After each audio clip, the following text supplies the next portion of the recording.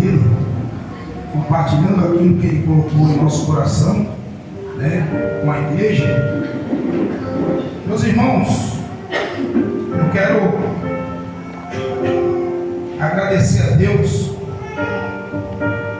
pela vida da minha família que está aqui, meu irmão Carlinhos, que está ali atrás. E durante esse tempo que ele está passando na minha casa ali, tratando de algumas coisas da saúde, né? Nós temos tido o privilégio dele estar nos acompanhando nos cultos. E isso é um prazer muito grande para nós, né? Principalmente para minha mãe. Todas as vezes nós chegamos no culto, né? Nós tiramos algumas fotos, mostramos para ela alguns vídeos, e ela fica maravilhosa, porque muitos anos orando pela vida desse homem, né? Não só ela, mas toda a família orando pela vida dele. E nós sabemos que não é por força, não é por violência, né? Mas é o agir do Espírito Santo de Deus na vida da pessoa, que vai trazer aquele entendimento, né, da necessidade de entregar a sua vida e servir ao Senhor como o único e suficiente Salvador da sua vida. Amém? Então eu louvo a Deus pela vida dele e por ele estar aqui mais uma vez conosco. Meus irmãos, abram as suas Bíblias. O irmão vai projetar também aqui, né? Vocês fazem o seguinte: abram as suas Bíblias em Mateus 28. O irmão vai projetar aqui, eu vou pedir o Tiago para projetar aqui, Marcos, capítulo 16, Marcos 16, versos 15 e 18, até o 18, do 15 ao 18, Marcos 16, do 15 ao 18, depois nós iremos ler dois versículos também, em Mateus 28, versículos 19 e 20 da palavra do Senhor. Será que é água de coco? Será que é água de coco? Não. Eu vou chegar lá nesse nível. Eu ainda vou chegar lá, graças a Deus. Vamos estar lendo Marcos 16, versículos 15 ao 18, que diz assim: E disse-lhes: Ide por todo o mundo, pregai o Evangelho a toda criatura. Quem crer e for batizado será salvo, mas quem não crer será condenado. E estes sinais seguirão aos que creem. Em meu nome expulsarão os demônios, falarão novas línguas, pegarão nas serpentes, e se beberem alguma coisa mortífera, não lhes fará dano algum.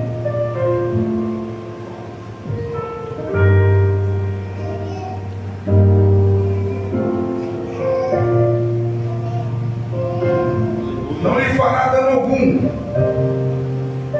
Eles imporão as suas mãos sobre os enfermos e eles serão curados.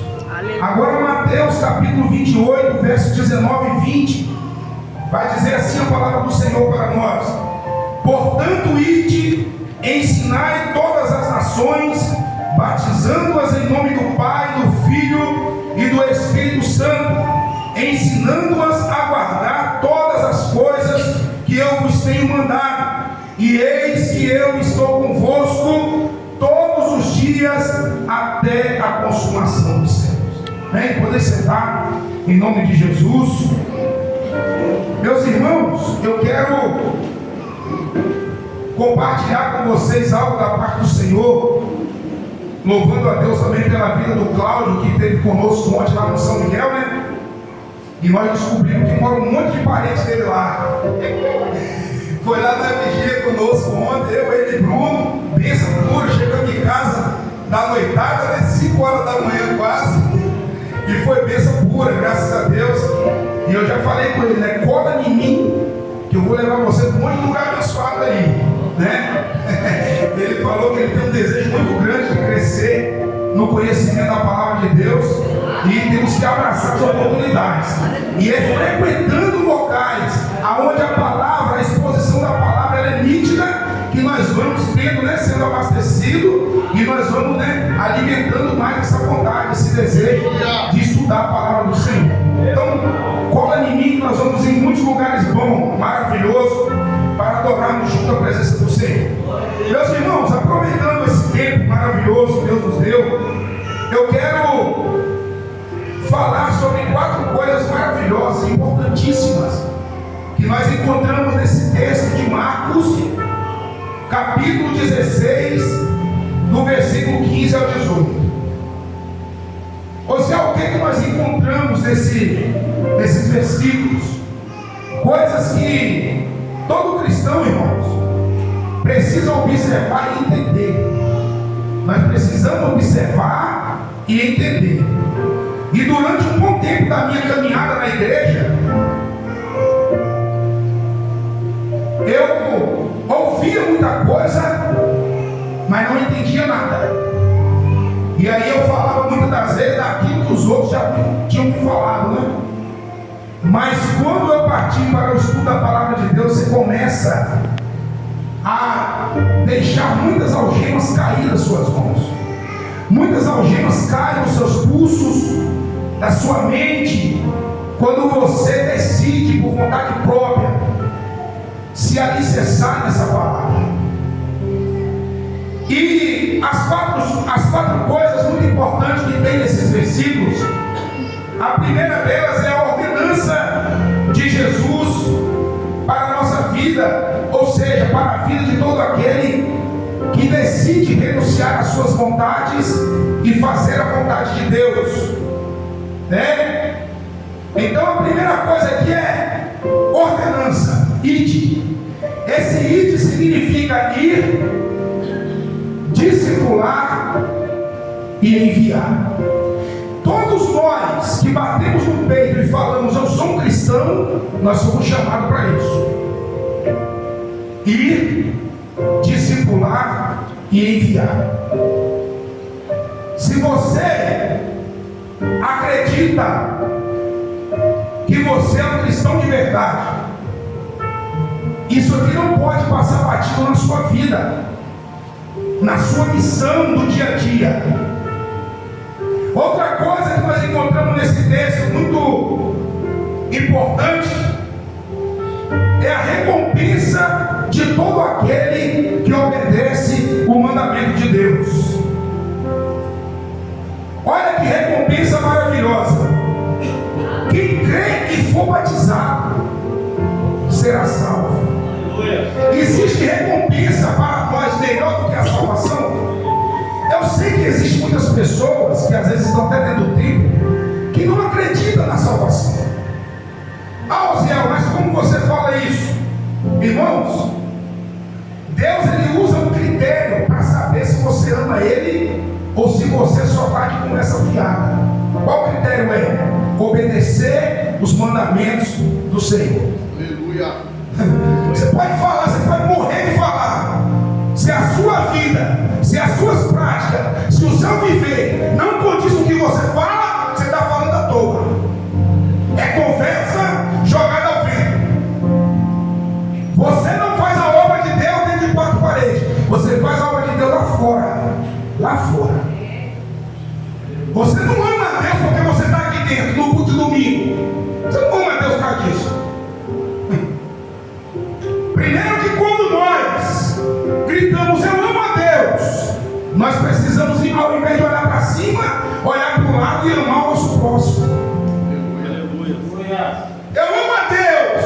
O cara está precisando de um prato de comida, você não dá. A pessoa está com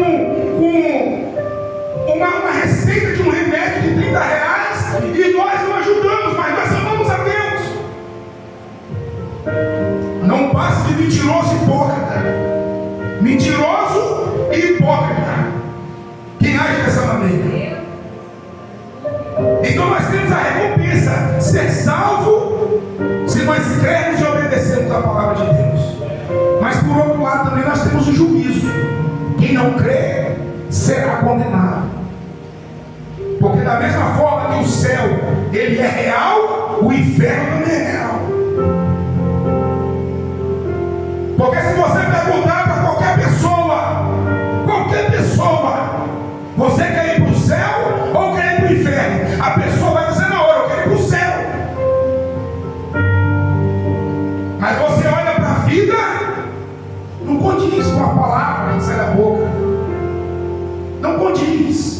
com as palavras que saem da boca.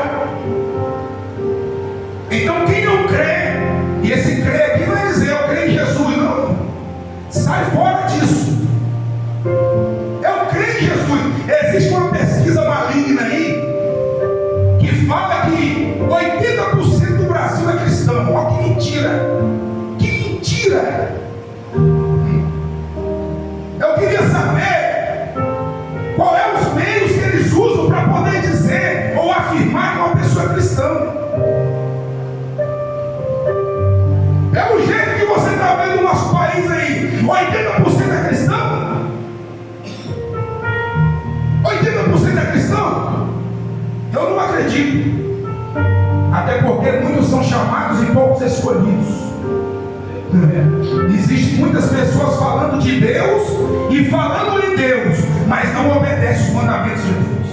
Aleluia. Verdades gostosas de ouvir, verdades que fazem você acordar para você sair dessa vida infeliz que você está vivendo. Junta a mão na hora de dormir para orar, mas não tem coragem de falar de Deus para as pessoas. Egoísta. Eu já vou para a igreja, os outros que se ferem. Não. Esse sentimento seu é maligno. Nós temos que desejar que o nosso irmão, que ainda está em trevas, venha para a luz como nós estamos na luz. Aleluia. Eu não gosto de pregar muito alvoroçado, irmão, porque eu gosto das pessoas entenderem o que eu estou dizendo aqui. Aleluia. Se você não entender, não mastigar isso aqui, não for para casa botando a mão na consciência, Senhor, que vida eu estou levando? Se você não entender isso aqui, você não tem mais não. E não é porque eu estou falando, mas é o Espírito Santo de Deus que vai agir na sua vida. Preste atenção, porque é por ouvir a palavra que você vai ser edificado. Juízo, né? E nós temos aqui promessas maravilhosas. Olha só, olha só. E esses sinais seguirão os que creem. Em meu nome expulsarão demônios. Olha que promessa gostosa. Falarão novas línguas, pegarão em serpentes, e se eles beberem coisas mortíferas, não lhe fará dano algum. E eles imporão as mãos sobre os enfermos, e eles serão curados. Tem muitas pessoas por aí que perguntam assim, por que a gente não vê mais paralíticos andando? Ei, você que não está vendo. Por que a gente não vê cego andando, cego vendo? Porque você que não está vendo. Por que a gente não vê uma pessoa chegar de moleta aqui, largar tudo e vir andando, correndo, louvando a Deus? É você que não está vendo. Mas tudo isso está acontecendo no mundo, irmãos. Eu pergunto para você, quantos doentes você procurou essa semana para orar por eles? Quantos doentes você procurou no seu bairro? Seu vizinho? Quantos aleijados você viu na rua e colocou as mãos e orou, mesmo que ele não fosse curado, mas que você orasse por essa sua parte? O apóstolo Paulo orou várias vezes para que o espinho da carne dele fosse cessado ali, mas Deus falou, a minha graça te basta. E através da vida do apóstolo Paulo, muitas pessoas foram curadas, muitos espinhos foram repreendidos, mas o espinho dele ficou lá. Ficou lá. Eu tenho uma prótese na minha perna, e eu já vi muitos testemunhos de pessoas que falaram, eu orei e Deus me curou. Ontem eu ouvi um testemunho pelo lado do ouvido, pareceu uns nódulos no seio da irmã. A irmã foi lá no médico, foi constatado, a irmã orou, a irmã clamou, a irmã falou que era o testemunho, e Deus curou a irmã. Ela estava lá ontem, dando testemunho. E eu orava, Senhor, eu não quero passar por cirurgia, troca a cabeça do meu filho, Senhor. E Deus não trocou, Deus não sarou, entendeu? Deus me deu a oportunidade de entrar em cima de uma cama, de uma maca, de hospital, me deu a chance, né? Me deu a oportunidade de passar pelas mãos dos médicos e ter uma recuperação maravilhosa.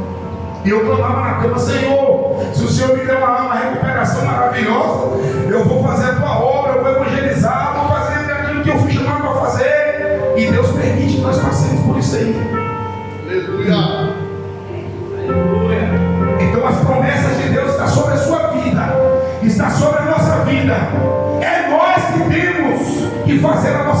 parte. Nós queremos ver enfermos ficar curados, ser curados, né? Mas a gente não ora pelos enfermos. Meu Deus, como é que pode um negócio desse? O meu vizinho está morrendo de dengue, está morrendo de um monte de doença, eu não vou lá. Guerreiro, você quer também faça uma oração por você, pela sua casa? Mas eu quero ver cura. Eu quero ver coisas que eu não estou fazendo minha parte para que aquilo aconteça. Aleluia, Meus irmãos, a ordem imperativa de Jesus para os seus discípulos, ela é clara. Ela aponta para a universalidade da pregação do Evangelho. Jesus falou, olha só. Jesus falou, e servieis testemunhas, tanto em Jerusalém, como em toda a Judeia e Samaria, e até os confins da terra. Em algumas traduções vai dizer, até a última parte da terra. Atos número 1, verso 8. Aqui, ó. Você foi chamado para ser testemunha do Senhor. Testemunha. Talvez esse confins da terra aqui esteja do lado da sua casa. Do lado da sua casa. Talvez esse confim da terra aqui está lá no seu serviço. A gente às vezes olha para missões, fala de missões. Irmãos, o que separa evangelistas de missões é só localidade. Só muda a nomenclatura, mas a missão é uma só. A gente associa missões quando você e eu saímos do nosso canto de descanso, ou da nossa cidade, ou do nosso local, e vamos para outro lugar. Às vezes não fala a nossa língua, às vezes os costumes são diferentes, aí nós associamos missões a isso quando a gente vai lá.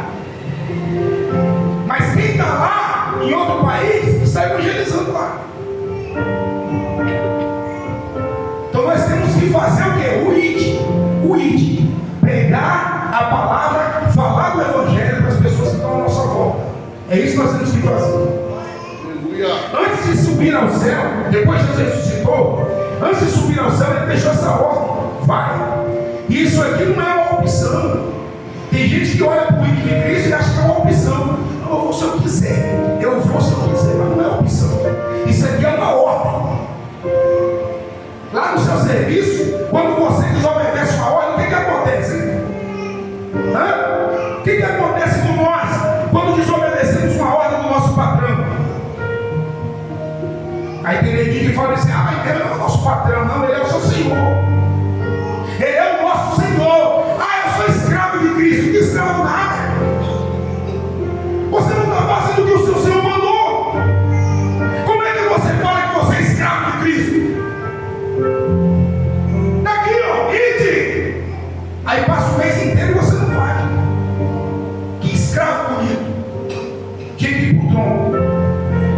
Como é que pode? Eu sou escravo de Cristo, Senhor, eu quero fazer a tua vontade. Mas não vai. Passa a semana inteira e não fala de Jesus para ninguém, irmãos. Como é que pode um cristão não falar de Jesus para ninguém durante uma semana inteira? Aleluia. Meu Deus do céu! Como é que pode? Poderoso Deus. Eu não tenho Kawaii, eu não tenho TikTok, eu não tenho. Rapaz, faça o vídeo de Cristo de qualquer forma, você vai ter que fazer. Se você não tem domínio próprio para ter o Kawaii, para lançar um vídeo de abençoar a pessoa, então pelo menos faça outra forma. Aleluia. Pega um folheto, vai na sua rua, entrega um folheto, fala para a pessoa, Jesus te ama. Vamos no culto hoje, adorar o Senhor. Tem várias maneiras, irmãos. Tem várias maneiras. Cadê o celular? Está aqui filmando o celular. Amanhã, a essas horas, se Deus assim permitir, tem quase 2.000 pessoas que vai ver essa mensagem. Aqui tem pouquinho, graças a Deus.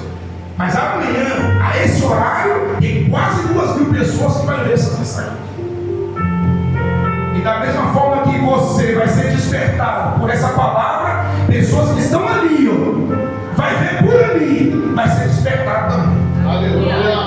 Porque tem muitas pessoas dentro da igreja achando, irmão, não vou me cansar de dizer isso nunca, achando que porque vem no culto medíocre, pensamento pobre, pensamento que não vai te levar a lugar nenhum. Já fui na igreja domingo, já fui na igreja quinta, já fui na igreja terça. Você não vale nada, não vale nada.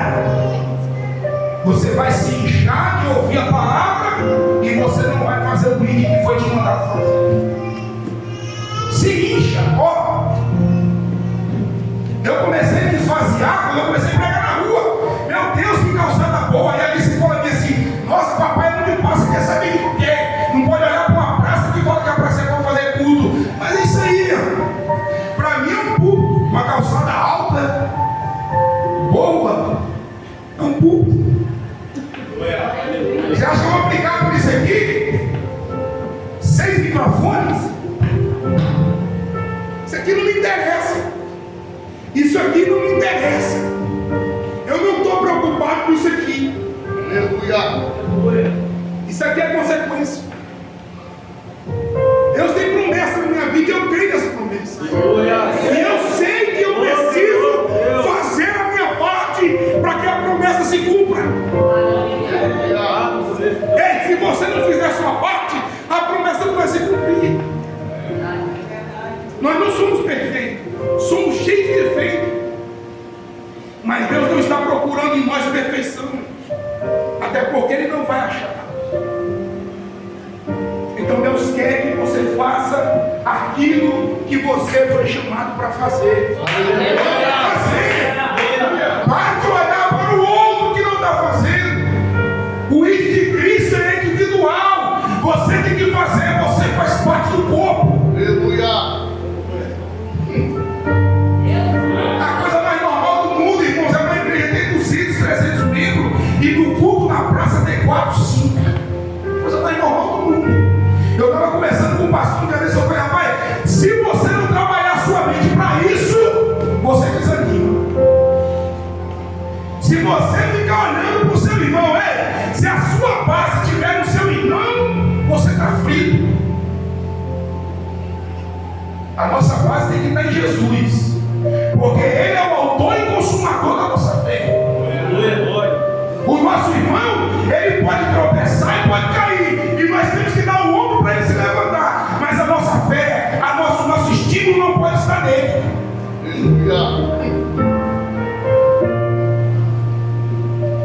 Ô meu irmão, tem muitas pessoas colocando a sua força, sua expectativa no homem. No homem. Sem o auxílio do Espírito Santo de Deus, nós não conseguimos. A igreja não consegue fazer aquilo que ela foi chamada para fazer. Sem o Espírito Santo de Deus, não consegue. Não consegue. Ó, sem o revestimento de poder, o revestimento de poder, às vezes você consegue vir no culto como hoje, né? Você consegue vir no culto. Nossa, como de domingo é maneiro, de tema, né? A maioria das pessoas estão na igreja. Você consegue vir sem o auxílio do Espírito Santo de Deus. Você consegue vir. Sem o auxílio do Espírito Santo de Deus na sua vida, você consegue ir no show gospel, né? Ó, tem um show ali do Novo Som, Cassiane, a gente vai, curte, pula, bate palma, balança o esqueleto. Sem o auxílio do Espírito Santo de Deus, você participa de congresso na igreja, congresso clamoroso, né? Já participei de muitos congressos clamorosos, meu Deus, sempre de oração, jovens, crianças, muitos congressos maravilhosos, eu já participei. E muitas das vezes, pessoas estão lá, vazias, secas, não tem o agir do Espírito Santo na vida dela.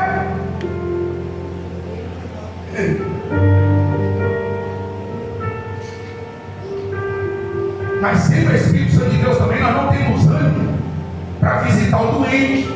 Nós não temos ânimo. Sem o Espírito Santo de Deus, nós não temos ânimo para visitar o doente, para colocar a mão sobre o endemoniado. Não temos coragem. Se vacilar, a gente corre mais de 1000 metros. O endemoniado está vindo lá em Jabapá, nós estamos correndo aqui. Sem o Espírito Santo de Deus. Sem o Espírito Santo de Deus. Aleluia. Sem o Espírito Santo de Deus, a gente não consegue fazer nada no mundo espiritual e muito menos no físico, no quesito reino de Deus. Não conseguimos. Nós não conseguimos ter coragem de sair pelos campos, pelos becos e pelos valados para socorrer os aflitos de coração. Aflitos de coração. Sem o Espírito Santo de Deus, você não consegue se compadecer, sentir a dor do seu irmão. E isso é perigoso. O poder e a virtude do Espírito Santo é quem impulsiona a igreja a fazer o vídeo de Deus. É o poder do Espírito Santo na mente da pessoa que impulsiona. Aleluia. A pessoa que já recebeu a dádiva, a virtude do poder do Espírito Santo na vida, e esse poder continua atuando, ela não suporta, ela não aguenta ficar presa dentro de quatro paredes. Meu amigo, vou falar aqui, mas só uma hipótese. Eu posso ficar 5 anos sem pregar aqui na igreja, não vai me derrubar, porque através do Espírito Santo de Deus a visão mudou. A visão mudou. A visão de reino mudou. Aleluia. É gostoso pregar aqui? Com certeza. Maravilhoso. Quando tem uma aula de coco aqui, então, é gostoso a gente pregar para os irmãos, compartilhar com os irmãos. Mas, irmão, chegou um momento na minha vida que eu estava igual um baiacu. Inchado de tanto estudar a Bíblia e não botava para fora. Falava de Deus para ninguém. Deus. E aí foi numa escola bíblica dominical, numa revista que fala sobre o ministério do apóstolo Paulo, que o Espírito Santo de Deus tocou no meu coração, e eu falei assim: meu Deus, que cristianismo é esse que eu estou vivendo? Que porcaria é essa que eu estou vivendo dentro das quatro paredes? Fazendo nada no reino. Às vezes brigando por uma coisa, brigando por outra. Não, vou fazer isso, vou fazer aquilo. E o reino perecendo aí, precisando de soldados, guerreiros para estar lá fora. E eu recebi esse despertamento da parte de Deus. E a cada dia eu falo: Senhor, tem misericórdia de mim. Não deixa eu fraquejar, não deixa eu parar. Porque perto de 2021, irmãos, eu estou bem devagar. Quando eu recebi esse despertamento, é igual a pessoa que se converte. A pessoa vem correndo, botando tudo. Quem está andando devagarinho há 10 anos, olha assim e a pessoa rasga na frente, some na frente, porque a pessoa está com todo o vigor. Mas na caminhada você vai cansando, desgastando. Tem hora que você pensa assim: não vale a pena correr, melhor andar.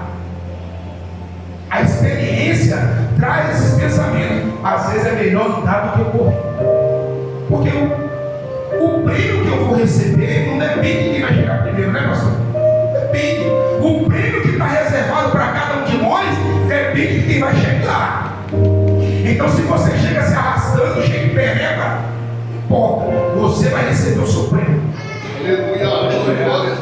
Se outro chegar na frente, como já chegou, né? Tem um monte que já chegou. Entendeu? Tem um monte que já chegou. Mas aquele que perseverar até o fim, você perseverou até o fim, você vai receber um prêmio.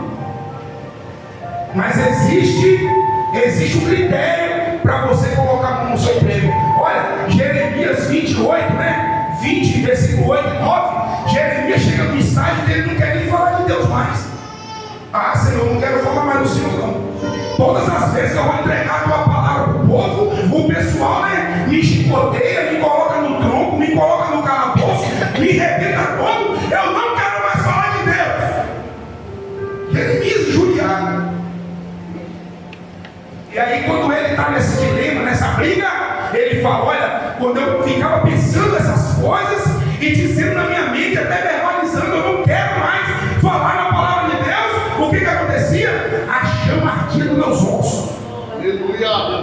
Irmão, quando você entende a chamada de Deus na sua vida, você tem que entender, você precisa entender. A pessoa que não entende, ela desiste e vai embora e vai viver a vida dela. Agora, a pessoa que entende que ela tem uma chamada, que ela faz parte de uma igreja militante na terra e que ela foi chamada para frutificar, por mais que a mente dela tente derrubar ela, tente enganar ela, mas a certeza no coração dela nunca vai ser apagada. Nunca vai ser apagada. Se você está abandonando Deus por causa de mulher, por causa de homem, por causa de namorado, por causa de... Você tem que se estruturar na palavra. Meu marido me largou, aí larga Deus. Como é que pode acontecer? Minha esposa foi embora, aí abandona Deus. Irmão, ninguém consegue substituir Deus na nossa vida. É Deus quem nos dá. É Deus quem tira algumas coisas para poder trabalhar em você. Tem muitas pessoas achando que o vale que ela está passando foi o diabo que botou ela, mas foi Deus que colocou lá. Foi Deus para trabalhar dentro de você. Essa mediocridade sua, essa pobreza de espírito sua. Às vezes nós estamos tão pobres de espírito que nós precisamos ser trabalhados por Deus. Deus falou para Moisés: Moisés, você volta com o povo e se coloca lá naquele cantinho lá, porque o meu nome será glorificado em Faraó. E Moisés obedeceu, levou todo o povo. E quando o povo olhou os soldados, meu Deus, Moisés, para que você trouxe nós para cá, Moisés? Para morrer no deserto? Mas não sabiam eles que era um propósito de Deus eles estarem. Irmãos, tem lugares que nós estamos chorando, gemendo, as lágrimas escorrendo com força, mas foi Deus que nos colocou ali. Se você fizer esforço para sair antes, você até recebe consequências terríveis. Tem momento que nem o seu irmão do seu lado está autorizado a te ajudar. Não bote a mão. Isso aí eu estou tratando com ele. Não bota a mão. Tem coisas que é prova, mas tem coisas que é colheita. Então não bota a mão. Você quer colher junto com ele? Eu não. Então não bota a mão. Não bota a sua mão aí. Irmão, nós fomos escolhidos. Você foi escolhido. Olha que privilégio. Nós fomos escolhidos por Deus. Não foi você que escolheu Deus. Eu escolhi Deus, eu sou o cara. Não, foi Deus que te escolheu. Foi Deus que escolheu você. Irmão do Cláudio, foi Deus que escolheu você. Não é você que escolhe Deus, não. Ele te amou primeiro. Deus, se você falar eu amo Deus, não, ele te amou primeiro, então você não está em vantagem. Eu não estou em vantagem quando eu falo eu amo Deus, não. Deus me amou primeiro. Deus amou cada um de nós aqui primeiro. Agora olha, irmãos, como é que pode um Deus que dá o seu filho unigênito para morrer no meu lugar, no seu lugar, e a gente muitas das vezes paga com tanta ingratidão. E eu vou voltar de novo nessa tecla. Um mês, uma semana, 2 semanas, sem falar de Jesus para ninguém.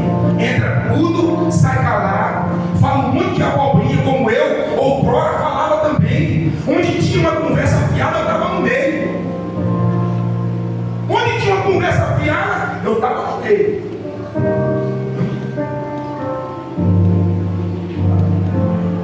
Graças a Deus, o Espírito Santo de Deus trabalhou na minha vida. Trabalhou na minha vida. Preciso ainda que ele trabalhe muito mais. Muito mais. Irmãos, missões, evangelismo. O que você acha? É uma opção na vida do crente? É uma opção. É uma opção na nossa vida. Eu posso olhar para a ordem que Deus deu e falar, não, se eu quiser. Porque às vezes nós agimos assim. Nós agimos dessa forma aí. A Bíblia vai dizer para nós que o mundo já está maligno, certo? Tem um monte de gente correndo, não estão nem andando, já está correndo para o inferno. Um monte de pessoas. Foi dito aqui na quinta-feira. Um monte de pessoas procurando líderes segundo as suas próprias concupiscências.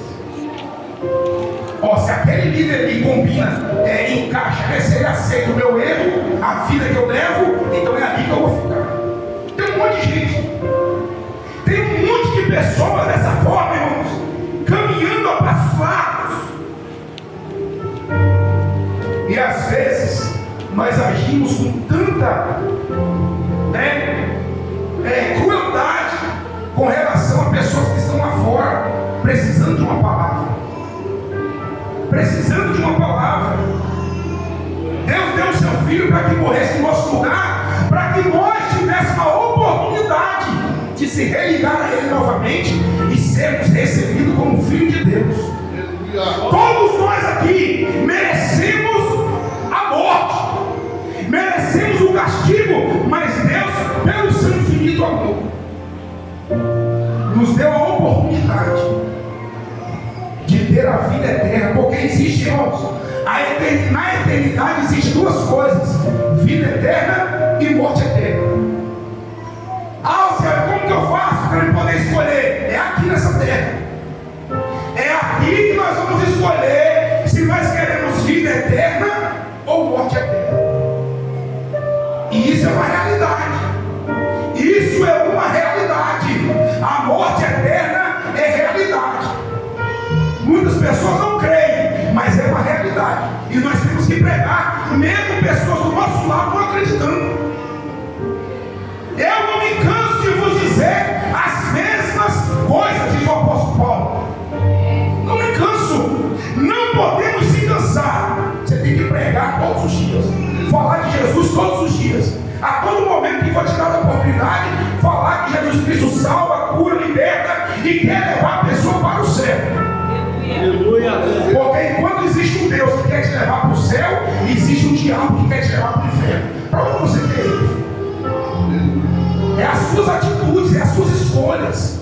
Você vai semear aquilo que você vai colher aquilo que você plantou. Eu não consigo plantar uma coisa e colher outra, a não ser que eu roubo. Então nós temos que entender isso aqui. Tem muitas almas precisando ouvir o verdadeiro evangelho. Zé, mas tem uma igreja em cada esquina. Não se engane com isso. Não se engane com isso. Tem um falso evangelho sendo pregado aí fora, ludibriando as pessoas e levando as pessoas a entender que o fato de estar sentado numa cadeira já está ok. E isso é uma mentira de Satanás, mas tem entrado na cabeça das pessoas. Tem pastores, padres, reverendos, bíblicos, fazendo casamento de pessoas do mesmo sexo. E eles estão igual Satanás lá no deserto, pegando um texto bíblico e distorcendo. Mas contra o amor não há lei. Aí o diabo chegou para ele e falou assim: se tu és o filho de Deus, transforma a pedra em pães. Usando a Bíblia. Tudo distorcido. Agora, como que eu e você vamos saber que aquilo está distorcido se nós não estudamos a Bíblia? Se a gente não lê a Bíblia, se a gente não gasta tempo, folheando o livro, folha na Bíblia, vem cá, vai lá, como que a gente vai conhecer? Como que você vai detectar se uma coisa é falsa se você não conhece a verdadeira? Ei, como que você vai detectar? Algumas pessoas ficam com bronca de mim porque você está errando. Não, meu amigo, você tem que provar. Porque você não vai torcer minha cabeça. Você não vai torcer minha cabeça dentro de uma coisa que eu estou vendo nitidamente, claramente, que a Bíblia contém. Você não vai torcer minha cabeça. Então, eu não estudo a Bíblia para brigar com ninguém, para bater de frente. Eu estudo a palavra para poder me livrar desses maus ensinamentos. Doutrina de demônio, como foi falado aqui na quinta-feira. Doutrina de demônios. E não está lá fora não, está aqui dentro das igrejas, tem as igrejas dentro das igrejas. Doutrinas de demônios rodando dentro das igrejas. Você acha que o diabo está preocupado com quem está lá fora, o mundão lá? O negócio é ele desvirtuar quem está aqui dentro. E muitas das vezes quem está aqui dentro, ele não quer ir mais lá para fora. Fica todo aqui dentro mesmo, cometendo as bagaceiras dele, né? Está tudo tranquilo, está tudo show, não quer passar vergonha. Tem momentos na nossa caminhada que nós temos que encarar a nossa consequência, a consequência dos nossos atos, dos nossos erros.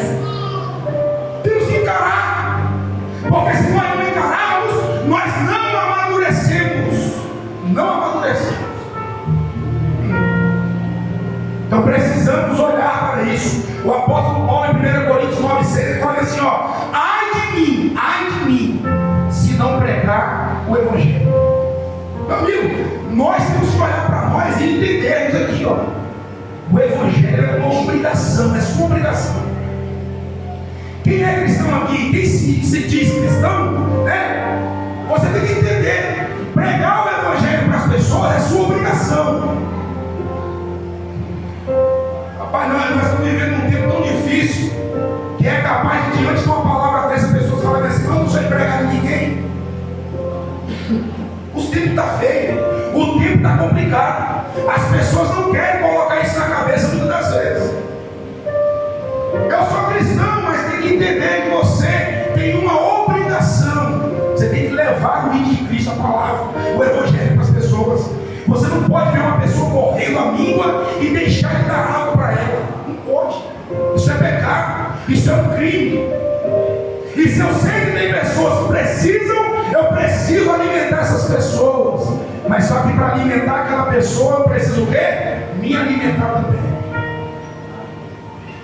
Para mim, lá na casa de recuperação, onde tem lá 22 drogados lá, querendo se recuperar, para mim lá alimentar eles, o que eu tenho que fazer? Eu tenho que estudar lá em casa, pegar a Bíblia, pegar a revista, olhar, marcar, grifar, escrever, botar no tablet, chegar lá, alimentar eles. Sabe, meu filho, gostosa, isso aqui é bom. Isso aqui não é gororó, isso aqui é uma comida de alta qualidade. Você não consegue alimentar ninguém com fome. Se você for alimentar alguém com fome, você vai olhar para a comida, velho. Aí você tem duas opções, né? Você comer porque você está com fome, ou você não alimenta a pessoa. Então nós precisamos estar alimentados, alicerçados na palavra do Senhor, para nós podermos entender. Olha só, o que tem sido, isso aqui bate muito em nós. O que tem sido prioridade na sua vida? Você, seus problemas ou o reino de Deus? Olha que pancada boa, que faz a gente despertar, colocar na consciência. Deus nos dá a oportunidade, irmãos, de fazer a obra dele todos os dias. E às vezes eu não posso. Não, porque é aniversário da minha avó. Mas não, porque meu avô morreu. Ei, peraí.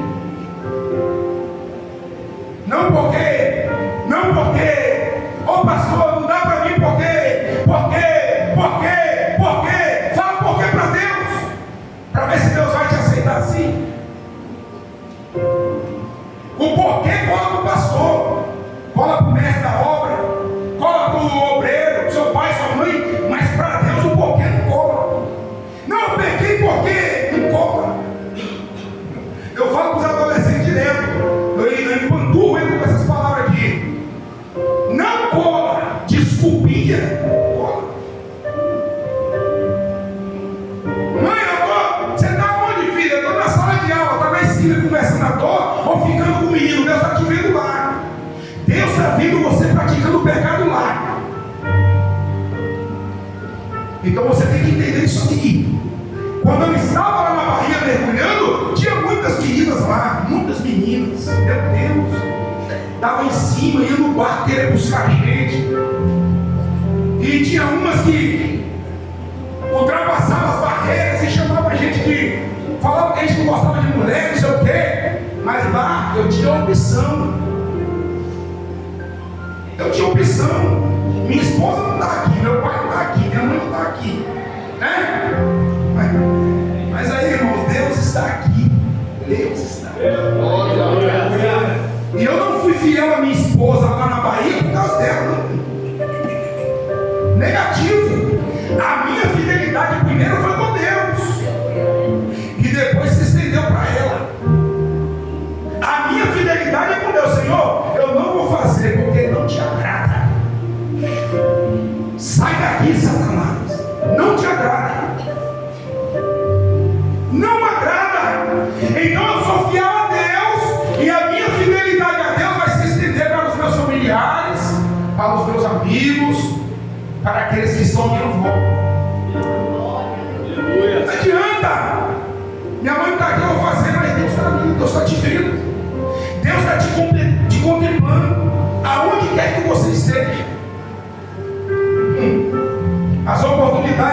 e te dado. Mas por causa de algumas coisas particulares, eu não posso. Isso permeia muito no meio de nós, né? Eu tenho que fazer uns bicos aí. Comprei um carro. Parcelei em 6 anos. Eu tenho que pagar as parcelas. Aí por isso eu não posso ir no culto na quinta. Pastor, eu não posso ir na terça. Pastor, talvez eu vou no domingo. A desculpa para o pastor vai até colar, porque ele vai fazer o quê, né? Vai bater. Mas para Deus não cola. Para Deus não cola. Como cristãos, irmãos, nós temos que deixar nossas diferenças de lado. Abraçar a obra de Deus no reino. Diferenças que faz o quê? Separa nós dentro da própria igreja. Meu Deus, como isso bate em nós. Bate. Mas bate para sanar. Diferenças que separam nós dentro da própria igreja. Nós temos que deixar isso de lado, por quê? Porque o reino não é meu e não é seu. O reino é de Deus. O dono da missão. Não importa, irmãos, qual seja, de quem é a ideia. Se for de fulano, eu não abraço. Se for de ciclano, também não. Não interessa de quem é a ideia. O que interessa é que a obra é de Deus. A obra é de Deus. E se esse projeto, que eu não sei quem fez, está visando almas, eu tenho que abraçar isso aqui. Eu tenho que abraçar e falar, Senhor, eu estou junto e eu quero fazer parte dessas almas que irão ser agregadas nesse projeto aqui. Pessoas que não se juntam, pessoas que não querem que abracem o projeto deles, mas não abraçam o projeto dos outros. Deus vai te pegar, meu filho. Meu Deus. Deus vai te pegar e vai trabalhar em você. Deus não é vingativo não, tá? Fala, Deus vai pegar, meu Deus, está dando um governo. Deus vai trabalhar em você, para você entender o projeto. Que da mesma forma que você gosta que as pessoas abracem os seus, você tem que abraçar os outros. O do irmão. Meu Deus, não foi eu que criei, não saiu da minha mente, mas abrace. Se é para agregar no reino de Deus, abrace. Muitas pessoas precisam ouvir o verdadeiro evangelho. E como ouvirão se não há quem pregue? Como, irmãos? Nós precisamos fazer o nosso Deus ser desejável. Eu perguntei ao pastor um dia desse aqui, pastor, tem como nós fazermos com que o reino de Deus seja desejável? Será que tem como? Aí eu tenho um exemplo para você aqui, ó. Um exemplo, para nós encerrarmos aqui, tá? Eu tenho um exemplo para você aqui, ó. 2 Reis, capítulo 5 e versículo 2. Olha que exemplo maravilhoso para nós aprendermos. Olha só. Uma pessoa que tinha tudo para reclamar, para criticar, tinha tudo para falar de ruim. Mas olha só, 2 Reis, capítulo 5, versículo 2, olha só. E saíram tropas da Síria e da terra de Israel, levaram presa uma menina que ficou ao serviço da mulher de Naamã. E disse esta a sua senhora: tomara que o meu senhor tivesse diante do profeta que está em Samaria, ele o restauraria da sua lepra. Ó, com essas palavras, essa menina que estava escravizada, ela era escrava, escravizada, foi levada escrava para a Síria. Aí essa menina teve acesso visual à lepra de Naamã, seu servo, que era um homem que diante das pessoas lá fora era um cara top. Meu Deus, que homem é esse? Que homem é esse? Mas quando chegava dentro de casa, era ferida sobre feridas. Aí essa menina, ela olhou para a lepra de Naamã e ela viu uma oportunidade. Opa, eu vou fazer o meu Deus ser desejado por esse homem. E ela, que não era besta, ao invés de ir no camarada, ela foi na senhora, na esposa do homem. E ela falou: se o meu Senhor se colocasse diante do profeta que está em Samaria,